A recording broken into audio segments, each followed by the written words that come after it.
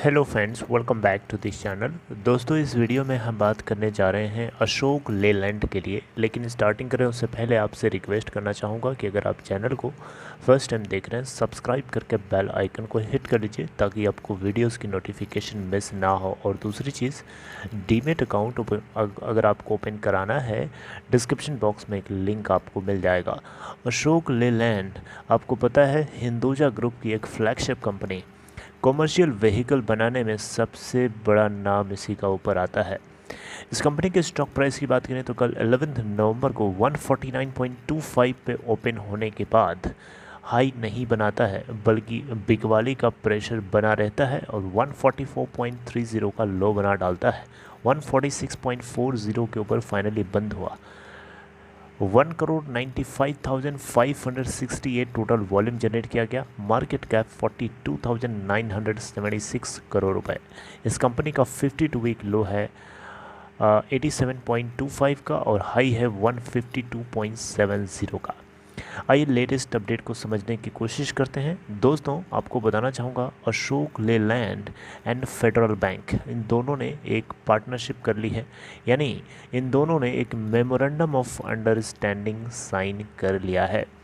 इस memorandum of understanding के sign करने से क्या होने वाला है, क्या फ़ायदा होगा, ये बात आपको ज़रूर पता होना चाहिए। देखिए दोस्तों, कोई भी चीज़ आप भी किसी से पार्टनरिंग या कोई भी एक बंदा दूसरे बंदे से पार्टनरशिप करता है धंधे के मामले में, तो उस पार्टनरशिप का मतलब ये नहीं होता है कि सिर्फ दोनों पार्टी में से किसी एक को फ़ायदा हो, ऐसा नहीं है। उस पार्टनरशिप से दोनों को म्यूचुअल बेनिफिट होनी चाहिए, तभी उस पार्टनरशिप को हम लॉन्ग लास्टिंग बोल सकते हैं। अदरवाइज़ कोई मतलब नहीं है, सेल्फिश हो जाएगा। और कोई क्यों करेगा फिर? एक पार्टी तो तैयार होगी, दूसरी पार्टी तैयार नहीं होगी, क्योंकि उसका बेनिफिट नहीं होगा। तो यहाँ पे जो मेमोरेंडम ऑफ अंडरस्टैंडिंग साइन किया गया है इन दोनों के बीच में, इससे अशोक लेलैंड का भी फ़ायदा होगा और फेडरल बैंक दोनों का फ़ायदा होने वाला है। दोस्तों, यहाँ पे इस MOU के थ्रू अशोक लेलैंड जो है बहुत सारे कस्टमाइज फाइनेंशियल सॉल्यूशंस ऑफ़र करेगा कस्टमर्स को। और बैंक जो है, फेडरल बैंक क्या करेगा, कस्टमर्स की जो नीड है, जो ज़रूरत है, उसको, जो ज़रूरतें हैं बेसिकली, उसको पूरा करने के लिए फाइनेंसिंग करने की व्यवस्था करेगा। राइट, इजी से इजी मंथली रीपेमेंट प्लान्स लेके आएगा जो कस्टमर्स को अट्रैक्ट करेंगी। उससे क्या होगा, उससे ज़्यादा से ज़्यादा कमर्शियल व्हीकल्स को अशोक लेलैंड को बेचने में फ़ायदा मिलने वाला है। फेडरल बैंक की एक मंत्र है, उस मंत्र का नाम है digital at the four and human at the core. इसका मतलब क्या है? इसका मतलब ये है कि फेडरल बैंक मानता है कि सबसे टॉप पे, सबसे जो कस्टमर को पहले दिखना चाहिए वो डिजिटल, और कोर यानी बिल्कुल सेंटर पे ह्यूमन होने चाहिए। यानी ये बेसिकली अपने डिजिटल टेक्नोलॉजिकल प्लेटफॉर्म को लेवरेज करके इस पूरे प्रोसेस को स्मूथ बनाना चाहते हैं और फास्ट और इजी गोइंग बनाना चाहते हैं। अशोक लेलैंड भी अब इसका फ़ायदा पूरा उठाएगा।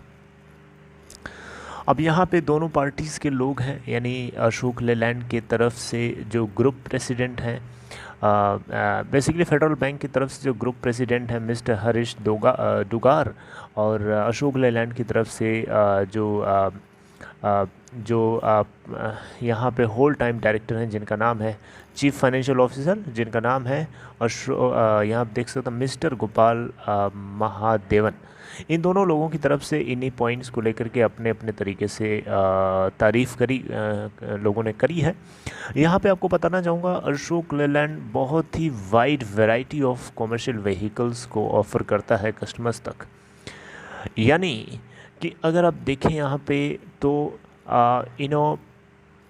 लाइट कमर्शियल व्हीकल से लेकर के इंटरसिटी, जी हाँ, इंटरसिटी लाइट कमर्शियल व्हीकल से लेकर के 49 टन लॉन्ग हॉल ट्रक्स ये प्रोवाइड करता है।